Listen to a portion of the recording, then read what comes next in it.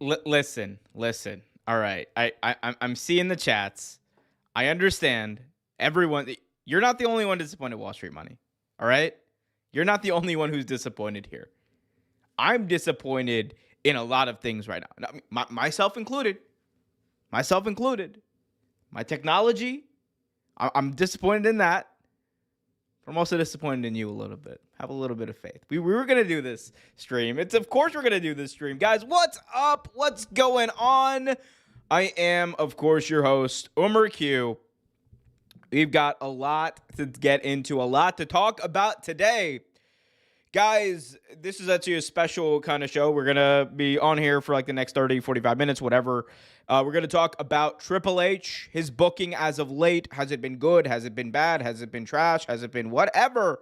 We're going to talk about that. We're also going to get into some of these WWE releases. I checked that, or I covered that in a previous video. This is the most interactive wrestling show on the interweb for about the next 40 minutes. But if you're watching on twitch.tv/real OMERQ, you're going to be tuning in to the Super Bowl Spectacular, which begins in about like 30, 45 minutes. Literally, as soon as this stream ends, going over to youtube.com/Real Take Sports or twitch.tv/Real OMERQ to talk about the Super Bowl, react live to the Super Bowl as it happens. Everything from Kendrick to the game. I got it covered. I see everyone coming in. We got the usual suspects here. Frank G. Life. What's up, Frank? Hopefully you're doing well. We got Abdul saying, Triple H has been a bad booker ever since Mania 41 or 40. We've just been too patient. I think that's definitely a part of the issue here. Hey, everybody. What's going on, Frank? Hopefully you're doing well. We got Ryan Davis. So, Tripp's not booking no more? No, he's booking. He's booking. I'm just saying, I don't want him. He's what I don't care about right now. Is Triple H done as a booker? Is Booker T done as T? Hey, man, we're about to find out. We're about to talk about it, guys. Be sure, again, you guys are already wonderful as it is. Be sure to leave a thumbs up, subscribe, hit that notification bell. Will SpongeBob be doing commentary for the Super Bowl? No, he won't.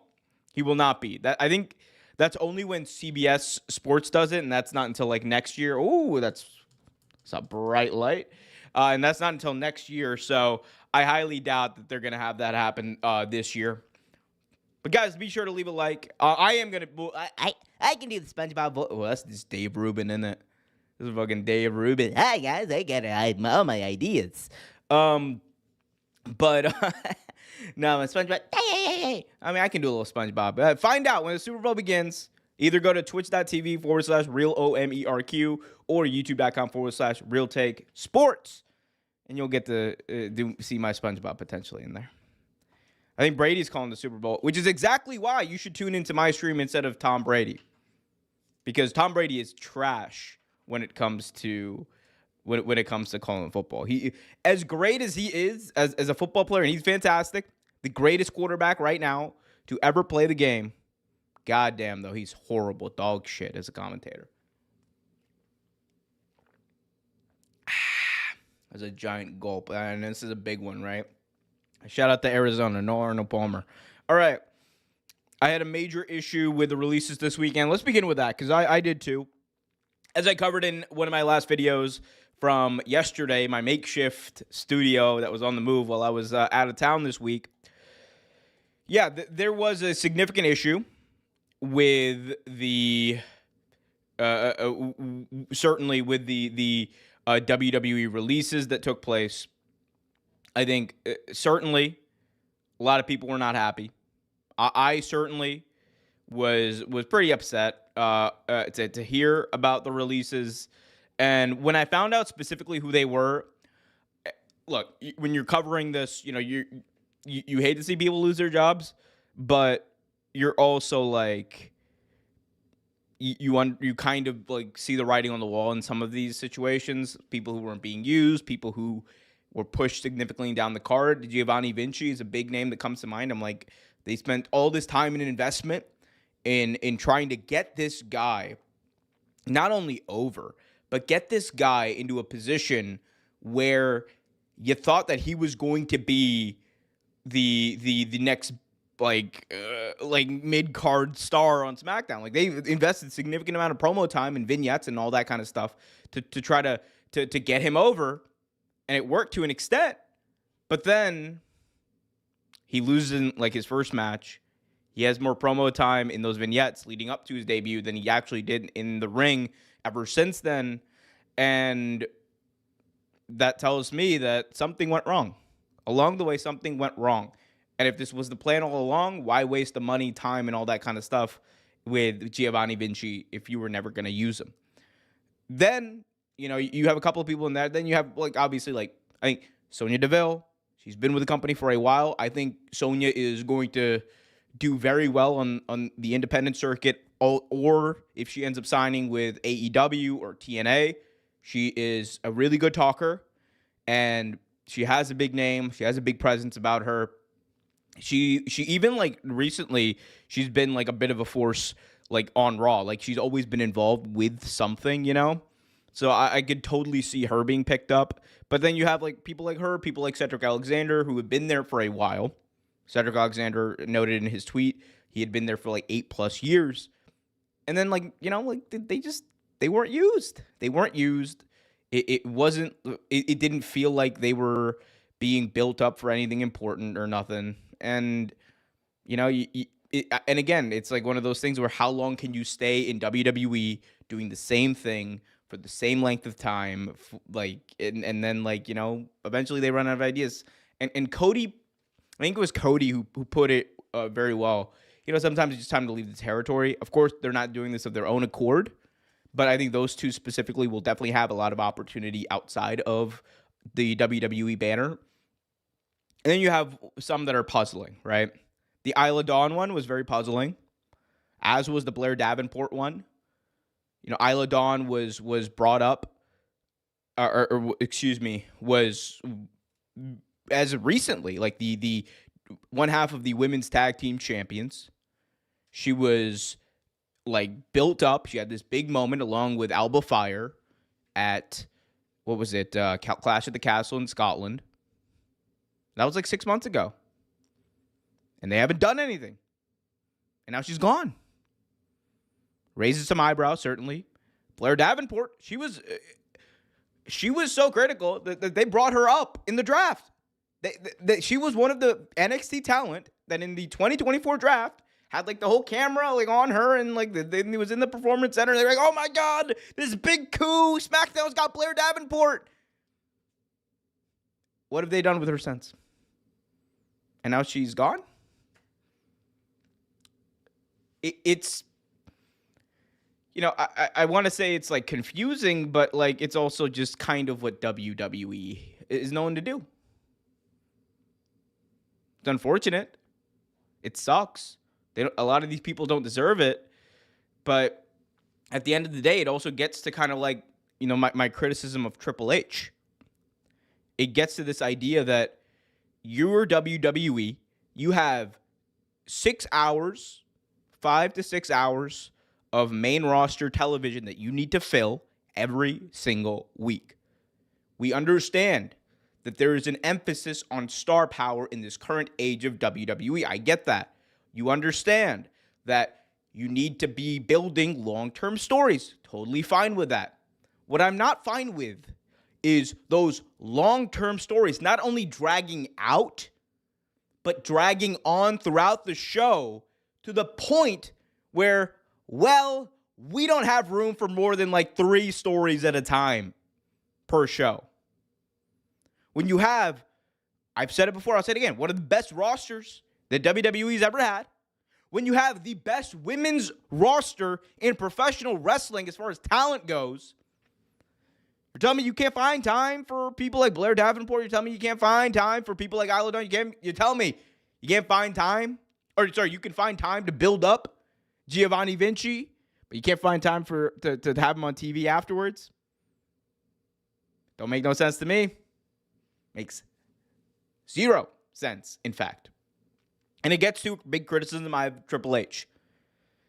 It's that I think he's gotten lost in the sauce. Like, this is just obvious. It's obvious in my view, anyone who is willing to think critically, I think that Triple H, it's one of those things where he has always been a logical booker because he understands the need to tell stories outside of the ring. I get that, and he's really good when he's really on it. He just has not been on it for a long time. Post Mania 40, it has been one his worst stint as a booker, period. I'm not talking about the gates, because I know a lot of people out there are like, but look at the gates, look at the record, look at the... Business is a different beast than storytelling. Because Triple H books for good moments.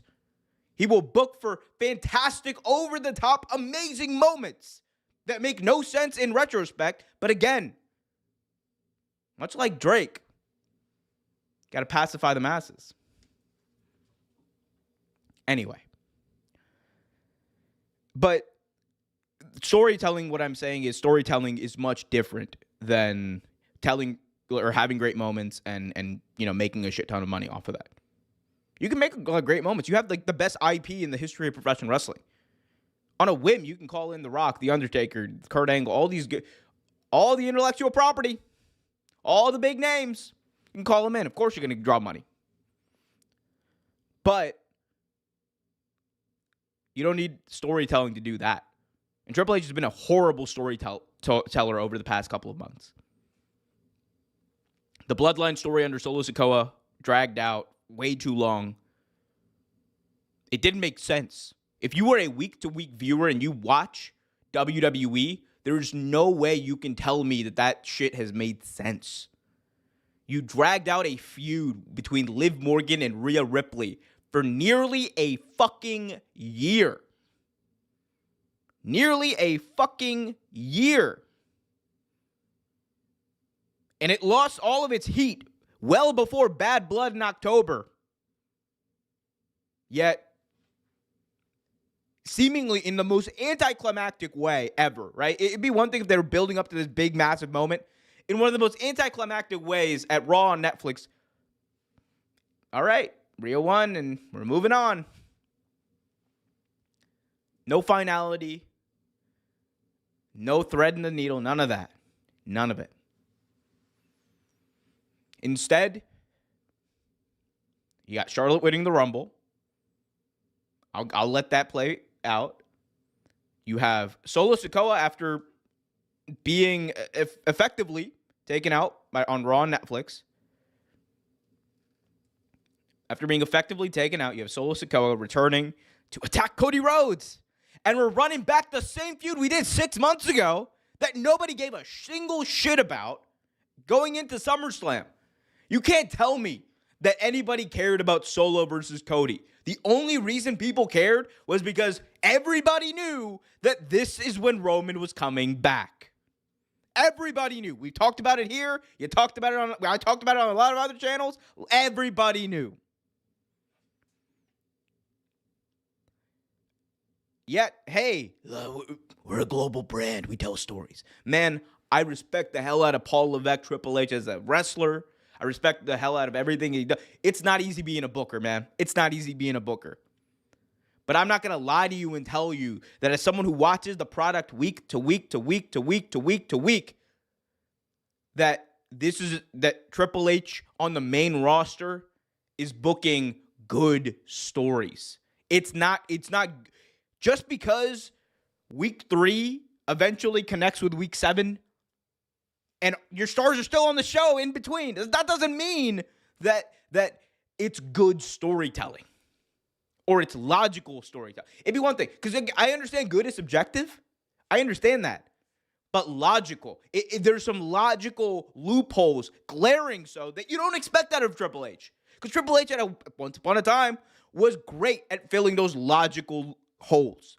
He was great at adding in these intricate moments, and now it's like a meme. Because you got Nakamura in the background. Is it leading to something big? Probably not. All the Finn and Liv stuff, yeah, they were building it up. And what was the payoff to that? Oh, yeah, Finn and Liv are They don't got a story. It wasn't a big master plan. It was just like, yeah, we teamed up eventually, and it was a cool little thing. Are you serious? Built that up for months. And again, I could go on. We could talk about Nia Jax getting a world championship opportunity against Tiffany Stratton after she just wrestled the other champion on the other show and lost at the last pay-per-view, and also did not win the Rumble, has not earned a shot, did not have a win between the Rumble and when she got that opportunity. No, we're just giving it to her because, yeah. Come on, man. And I wouldn't be saying this if I wasn't really annoyed. As you guys can tell, I'm really annoyed right now. Because I'm watching Raw, I'm watching SmackDown. Some of the stuff I really love. Kevin Owens, Sami Zayn, that stuff is amazing. Drew McIntyre, one of the more compelling characters in WWE. He will not get as much of a spotlight on him as he deserves. But as a character, Drew is very well thought out and very good. But as a whole, WWE is, the main roster, I want to say, is not doing good as far as logical, common sense, like storytelling. NXT is a totally different ballgame. NXT right now is hitting on all cylinders in a way that the main roster just fundamentally is not. It just is not, man. Got to change. It's up to Triple H. I think he can. I think he will. But again, it's what's the goal here? Is the goal to tell logical stories that engage the fans, or just big moments to pacify the fans? I mean, I think it's pretty clear, so far at least, that it's the latter. I think it's pretty clear. And it's a big thing that we criticized Vince McMahon for years about, rightfully so. Repeating matches match after match after match. Like, come on, man. Can't be doing it. Hit that like button, though. Subscribe. Hit that notification bell. And it shouldn't be happening. Your main roster. What were you saying? And that shouldn't be happening. Your main roster is supposed to be better than your developmental. Allegedly, it's supposed to be. Triple H is more of a pro wrestling booker than sports entertainment booker. He's not even, I mean, no, because by virtue of being in WWE, they wrestle a certain style, so it's not even like the in-ring action is as compelling. It has been at times, but it's in a weird place right now. Hey, Omer, give us, we're in a global brand. Look. You know, yeah, you want to do that? If Triple H was here right now, you know what he'd say? By the way, yeah, shout out to Anthony Phillips. Damn right. I love NXT. NXT is a fun watch. If you guys don't watch NXT, it is a fun show. Shawn Michaels is cooking. The women on NXT, just an insanely fun show to watch.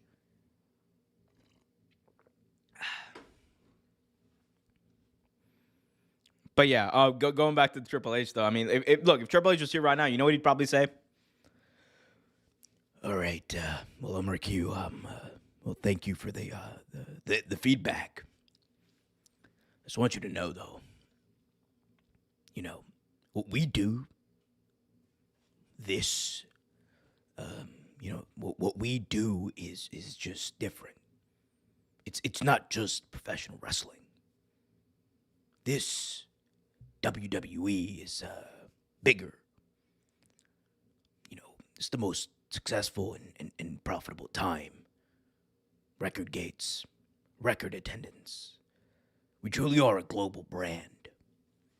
And part of being a global brand means I gotta shove every single intellectual property down your throat until you're fucking sick of it. You know.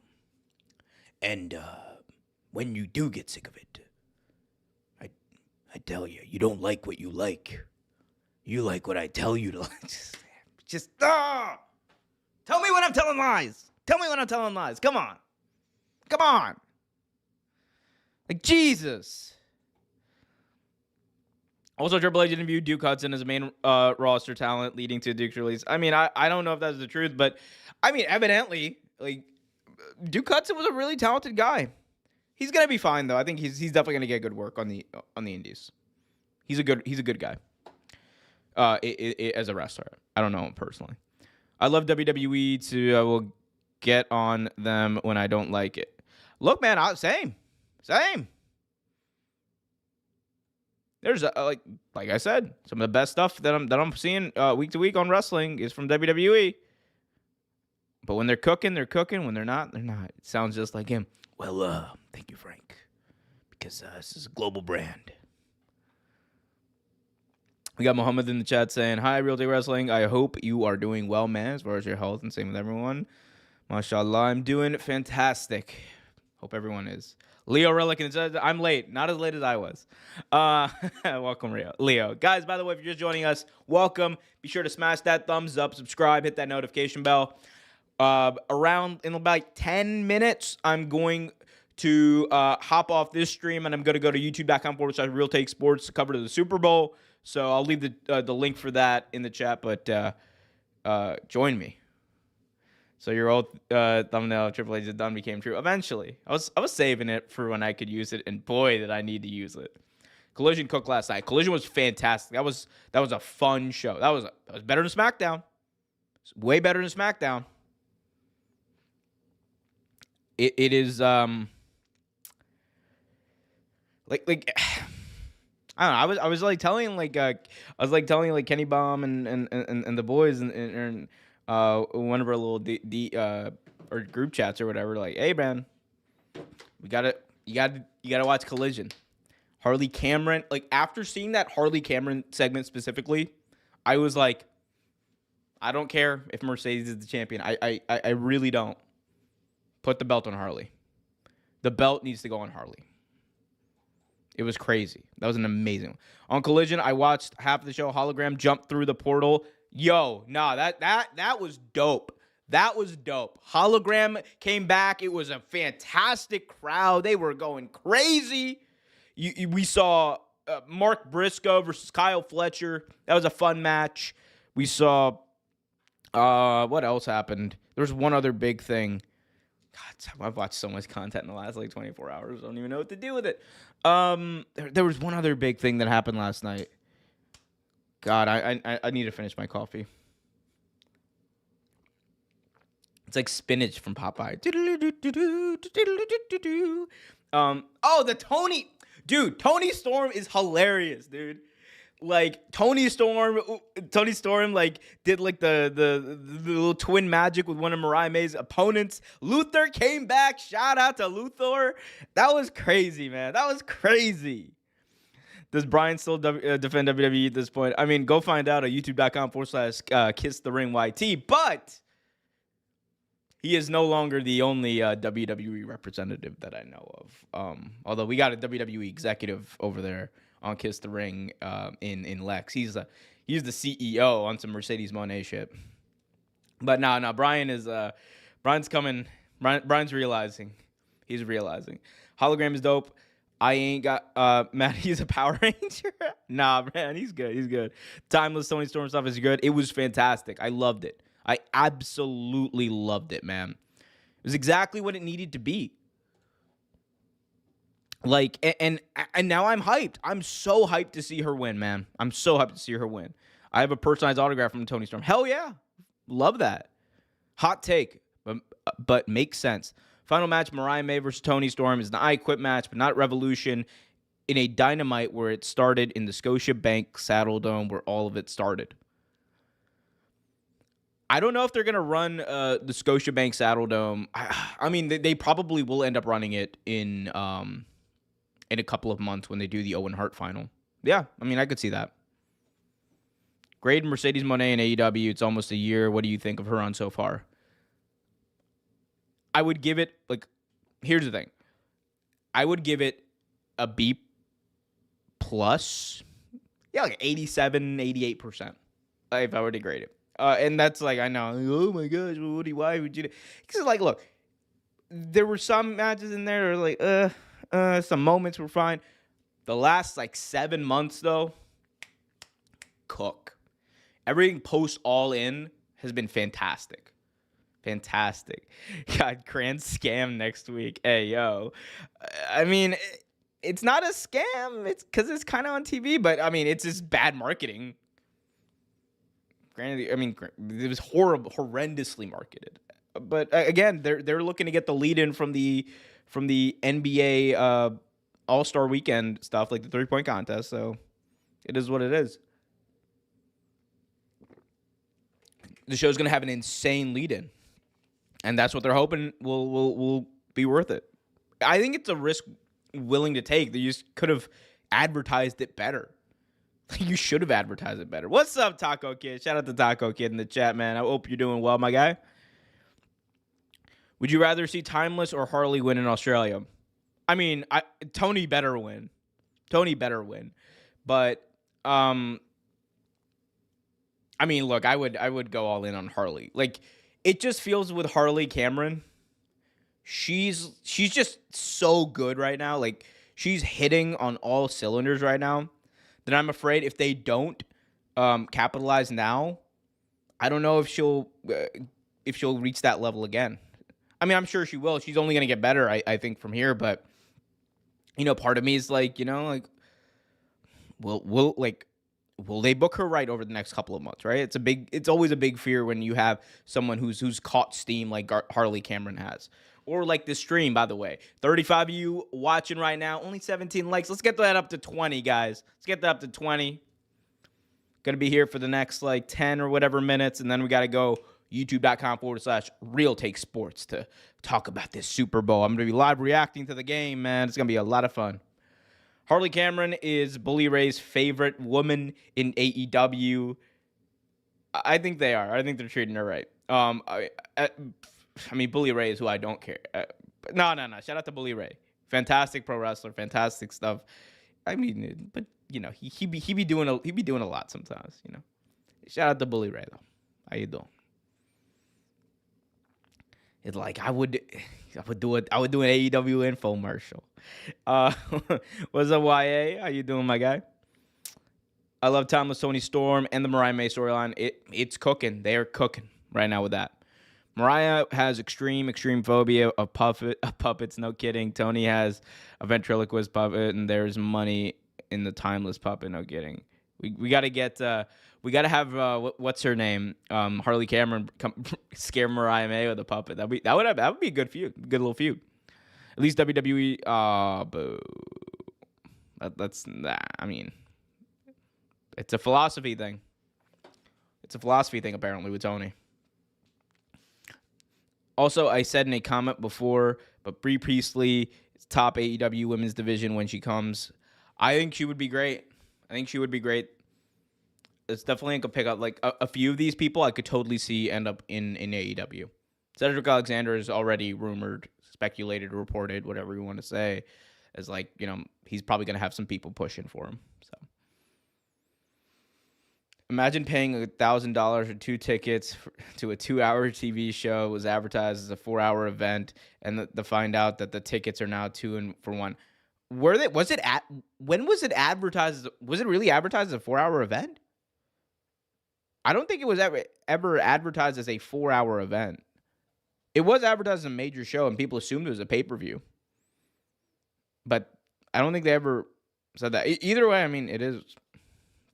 It's what it is, man. I mean, WWE be doing the same thing, but like, no. I mean, I here's the thing. If I bought tickets to that show, depending where I was sitting, and it moved from like a stadium to an arena, I'd feel some type of way. And I'd probably ask for like either a discount or my money back, probably. I have to disagree on the Mercedes Moné doing the belt collector. She does not have a rivalry or feud like Tony in her run. What do you mean? This Harley Cameron stuff is great. No, the Chris Statlander stuff was amazing. Come on. Like, we want to be serious. The Chris Statlander stuff was amazing. Thought the stuff leading up to Double or Nothing with her and Willow was cool, too.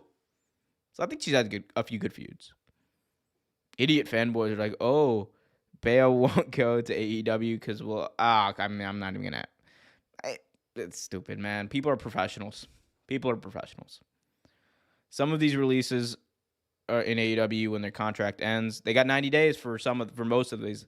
Everyone other than Sonya Deville is on a 90-day non-compete. Every time they talk about Grand Slam, they never mentioned it was a pay-per-view or Dynamite special. Yeah, I think it was more of like they mentioned it like it was happening. It was going to be a major event. Their debut in Australia is how I think they marketed that as. So, I mean, here's what it is. It's what they did, man. Again, I think they should have marketed it better, but what are you gonna do? But they're gonna have nearly 10,000 people in there, so it's gonna be a good, awesome vibe. Like they basically packed out that arena. It seems like as far as the map goes, the ticket map goes. So. Double in the chat says non-competes are now illegal. Well, first of all, the non-competes that were like challenged by the government were never really made this illegal. Also, like Trump's in office. That motherfucker ain't gonna. He's not gonna do anything for independent contractors. That NLRB is not gonna do shit for independent contractors. Probably because they're incapable. He's crippled the NLRB. He's cooking the entire government to make sure that companies win even more than they already were. It's really cooked, and it's gonna be more and more of that over the next 4 years, man. I think Camille will be Mercedes' next feud when she comes back to television. Yeah, I think they definitely need to close the loop there. I'm not sure what the situation was with Camille, but we'll see. Omer, we got Y in the chat. Omer, you the only podcast that keeps it 100. You say when the shows are good or when it's bad. I can tell you are not bought or paid for like other podcasts. Hey, man, if I was bought or paid for, you would know. Because here's the thing. I would be chilling. I would be chilling. I'd be like, look, all right, AEW. That's what we don't care about. No. No. Yeah, you'll never see me show for a company like that. I mean, I'm trying to remain as independent as I can. This promo code is basically as far as I will go. Unless it's something I either really enjoy using personally or something like that. I don't know. I'm never gonna do that kind of stuff. Or that's not the plan, at least. Can we talk about how cooked SmackDown is? Legit, haven't watched the full episode in ages. I just have it on in the background as background noise. Feels like it's not even trying anymore. Yeah, the 3-hour format, the past couple of weeks, you could really feel it. They have not been booking good 3-hour shows. It's just been dragging. But hopefully it ends in July like it's supposed to. The 3-hour format, though. The plan is they'll eventually go back to 2 hours. Kendrick better perform not like us and cook Drake. Bro, you're damn right he's gonna cook him. And bro, come on. I got bro, I can't wait. You're gonna see me, youtube.com/Real Take Sports for the Super Bowl. You're gonna see me dancing. You're gonna see me bro, I can't wait. I cannot wait. Why watch it on Tubi when you can watch it with me? Let's go. No, he's bought out this. I sold out to our overlords over at SeatGeek. By the way, get $20 off your first purchase. You're going to WrestleMania, you're going to All In, you're going to All Out, you're going to any wrestling show, Raw, Dynamite, SmackDown. Does not matter. Hell, maybe Grand Slam. I don't think that counts. But any wrestling show you're going to, guys, make sure you go over, sign up with SeatGeek using the link in the description, and use the promo code RealTake at checkout. Use that promo code RealTake at checkout. You get $20 off your first purchase. That's $20. Taco Kid used it. I think. I think I'm remembering that right. Damn right. Taco Kid used it. So can you. $20 off your first purchase when you sign up for SeatGeek and use the promo code RealTake at checkout. Grand Slam has been in trouble like this. Business relationship with Australia has been a bad sort. I mean, it's a weird show because I don't know.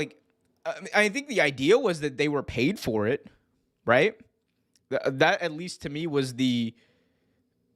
that's what it seems like. I will say it seems like this was a show that AEW was paid to, and again, I'm not saying that as knowledge. It's a big assumption on my part, right? Because everything about it just seems like, okay, like they were gonna go all in on for this. If no one paid them for the show, it's weird, is what I'm trying to say. Yeah.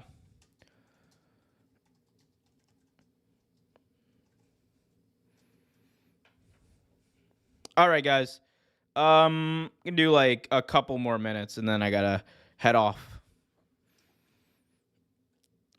But the party keeps going if you're watching on twitch.tv/real OMERQ.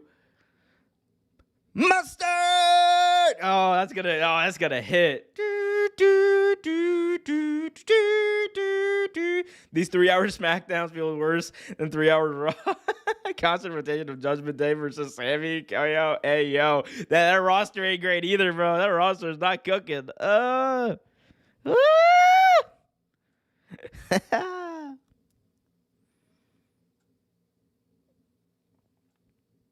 man.